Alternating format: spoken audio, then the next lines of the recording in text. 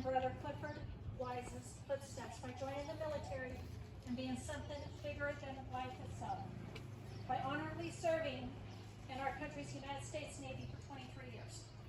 When I met Chief Penrose,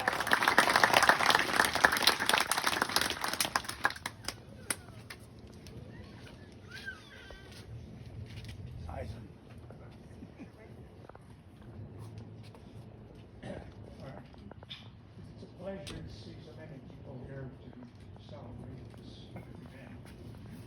We are honoring today those people who have served their country in the United States military. We do this to make sure they are not forgotten. In the defense of our country, as someone once said, all of them gave something and some of them gave all. But regardless of what they all have stories to tell. Jennifer Sherman asked me to say a little bit about our family's relationship with the United States Marine Corps as a family. Our family's story begins in the late 1930s in the aftermath of the Great Depression.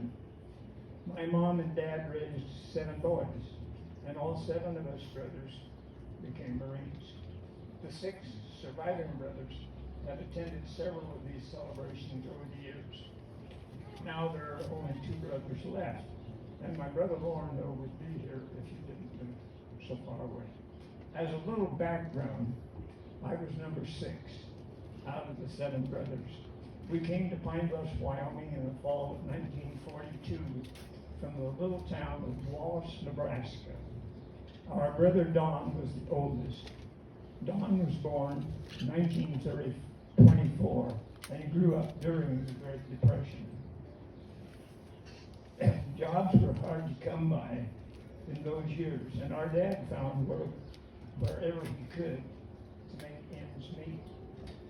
He was an exceptionally good mechanic, and he often found work the hardest things, working the wheat fields from Texas all the way to the Canadian border. This meant Dad was away from home for many weeks at a time. On those occasions, Don had to help Mom keep the family together.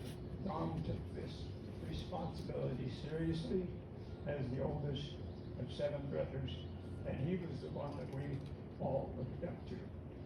Don enlisted in the Marines when he was in high school. World War II was on, and Don felt he should do his part.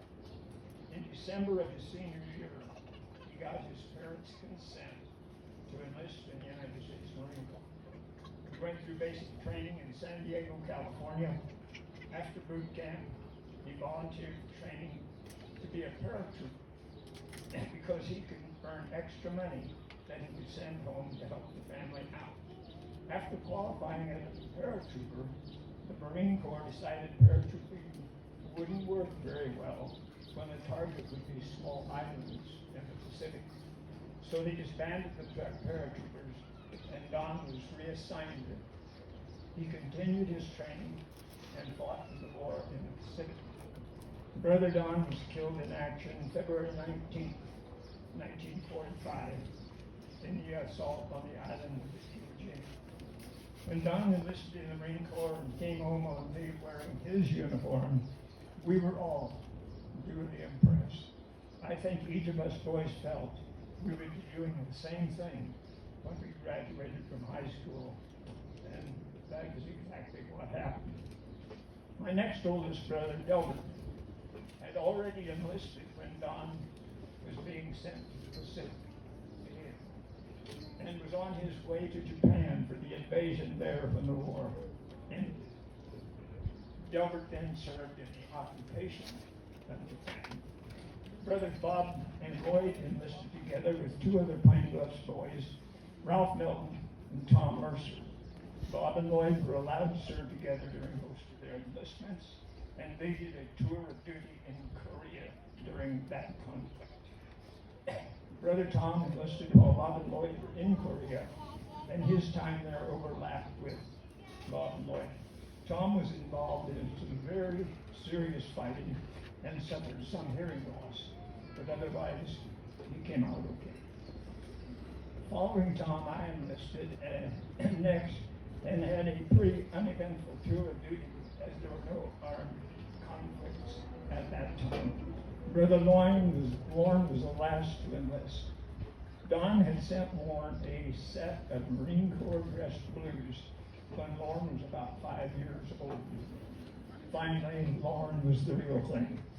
Again, during that time period, the U.S. was not involved in any conflicts, and Lorne's tour duty was also relatively uneventful.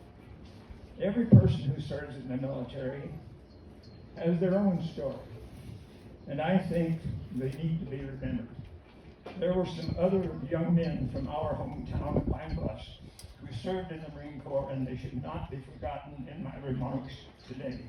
There was Ray Soto, who enlisted with my brother Tom, Martin Soto, who enlisted with me, and Alex Soto, who is here today, and Russell Thompson, who enlisted with Brother Lorne.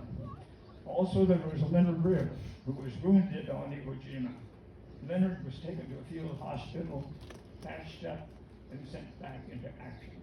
There was Mike Mikers, who also fought on Iwo Jima, and was in the group that first raised the flag on Mount Suribachi. The second flag raising became the iconic photograph that is forever enshrined at the United States Marine Corps War Memorial, located next to Arlington Cemetery in Arlington, Virginia. Alan Jones was a Navy corpsman attached to the Marine Corps during his tour of duty. And finally, I would be remiss, I think, if I did not mention Ralph Milton again, who enlisted with Robert Lloyd. As a private first class, Ralph was awarded 2 silver stars for his actions in Korea surrounding the brutal battle for the chosen reservoir. He spent 22 years in the Marine Corps in tours in Korea and Vietnam, and retired as a captain. Recently, Ralph was invited to a ceremony at Washington, D.C. to receive recognition and a special award for his actions in Korea. Ralph just recently passed away. In conclusion, I would like to return to my brother Don. None of his 5 sister-in-laws, nor my wife, Karen, ever met Don.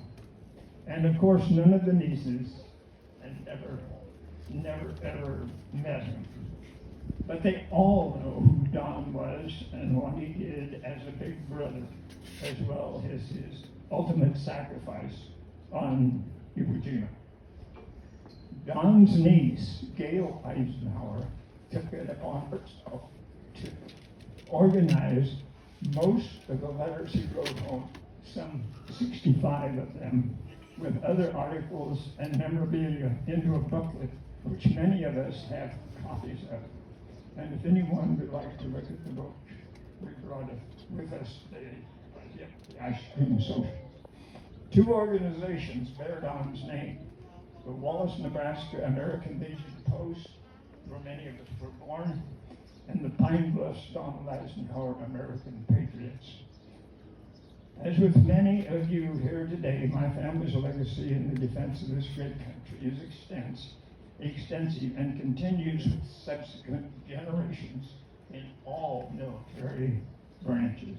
I want to thank Jennifer Sherman and the Pine Bluffs Donald Eisenhower American Patriots for the opportunity to tell our family's story. Thank you.